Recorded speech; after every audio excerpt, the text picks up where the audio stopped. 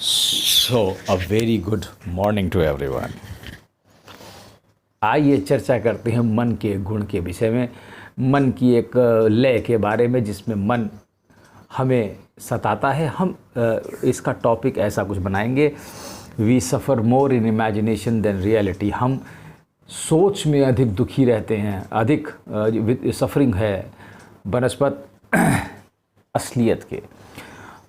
तो मन के इस गुण के कंसंट्रेट करो कि तुम इमेजिनेशन में अधिक दुख भागी होते हो या सफरिंग है तुम्हारे इमेजिनेशन में ज़्यादा बनस्पत असलियत में। कोई भी चीज़ समस्या सामने उतनी बड़ी नहीं है, लेकिन इमेजिनेशन में ये बहुत बड़ी हो जाती है। ये एक अजीब व गरीब टेंडेंसी है मन की, और इसी से वो तुम्हारा नियंत्रण और इस संसार के प्राणियों को नियंत्रित करता है और डराता है। ये वो डर पैदा करता है जो इमेजिनेशन में ही आपको डराता रहता है कि ऐसा होगा तो वैसा हो जाएगा। एग्ज़ाम है तो बच्चे सोचते हैं अब कल क्या होगा, कल क्या होगा। सोच में ही आदमी परेशान जाता है। हो सकता है पेपर बड़ा आसान आ जाए, कोई ख़ास बात नहीं है, या फिर नौकरी में लेट पहुंच रहे हैं तो बॉस डांटेगा, या फिर कोई टारगेट पूरा नहीं किया तो समस्या है, या हम कुछ नहीं कर पाए हम फेल हो जाएंगे इस बात की समस्या है, या हम कोई तैयारी कर रहे हैं ये नहीं होगा। तो हम कल्पनाओं में ही जीते रहते हैं, कोई कल्पनाओं में ही अधिक दुखभागी हो जाते हैं। ये कल्पनाएं ही मन की दुख को जन्म देती हैं, और ये अनंत दुखदाई मन जो इसकी एक प्रॉपर्टियों में से एक है अनंत दुख करने की, कि ये हमेशा अधिक इमेजिनेशन कर करके अधिक सोच करके हमें सताता रहता है। मैं तुमसे कहूँगा इस प्रॉपर्टी को समझो, इस टेंडेंसी को समझो। इमेजिनेशन में अधिक दुखभागी तुम हो जाते हो। मेरी बीवी भाग गई दूसरे के साथ, अब मैं क्या करूं? वो भाग जाएगी, कहीं उसका कुछ हो तो नहीं रहा। किसी से बात कर रही थी, पता लगा तुम्हारी पत्नी किसी से रास्ते में बात कर रही थी, तुम्हारे दिमाग में 1 करोड़ कल्पनाएं पैदा हो गई। या तुम्हारा पति किसी लड़की महिला से बात कर रहा था, तुम्हारे दिमाग में 1 करोड़ कल्पनाएं हो गई। होते होते तुमने उसका मोबाइल फ़ोन तोड़ दिया। तो मन की गति को नहीं जानते कहाँ से कहाँ तक वो सोच सकता है। यही मैं तुमसे कहता हूँ, इसकी टेंडेंसी है कि ये कल्पनाओं का एक खेल है। वैसे तो ये अत्यंत ही खूबसूरत है, मैं तुमसे सच कहता हूँ, लेकिन ये तुम्हें प्रताड़ित करता है। इसीलिए मैं तुम्हें इसका निषेध करने को कहता हूँ। अगर तुम इसके बहाव में ही आनंद लेने लगो तो एक अलग बात है, लेकिन वो तुम्हारे बस की बात नहीं है। मैं तुमसे सच कहता हूँ, बीवी भाग गई तो आनंद आ रहा है ऐसा तुम्हें नहीं होगा, या पति भाग गया तुम्हें आनंद नहीं आएगा, तो समाज तुम्हारे ऊपर चिल्लाएगा।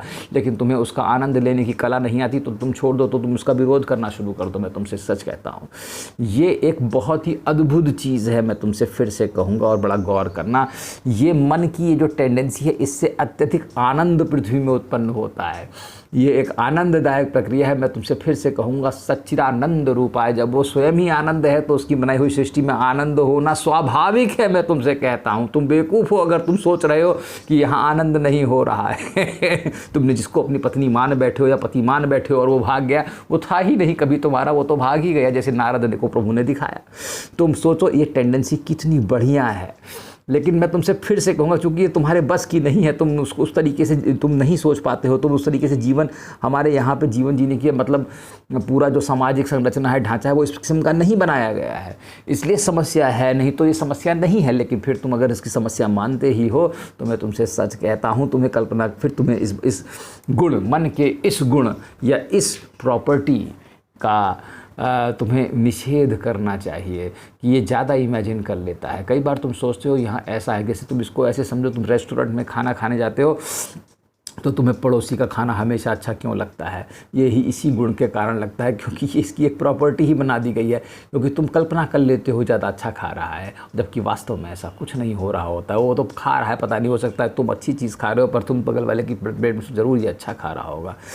इस प्रकार से ये अद्भुत इमेजिनेशन की क्षमता वाला ये मन और इसका अद्भुत गुण, ये अब ये तुम्हारे ऊपर है, तुम इसे कैसे लेते हो। मैं तुमसे तो ये तो नहीं कहता, क्योंकि वो चीज़ें तो आती ही रहेंगी, क्योंकि यहाँ पे कुछ ना कुछ हमेशा आता रहता है, तुम्हें परोस दिया जाता है और तुम उसको ले लेते हो और फिर उसके बाद तुम आनंद लेते हो। मैं तुमसे सच कहता हूँ, तुम इस जीवन का आनंद लो। अब तुम ये तुम्हारे ऊपर है, तुम ज़्यादा कल्पनाएं नहीं करना चाहते तो मत करो। वैसे मैं तुमसे सच कहता हूँ, कल्पनाएं दुखभागी हैं इस संसार में। अत्यधिक कल्पनाएं करना दुखभागी है।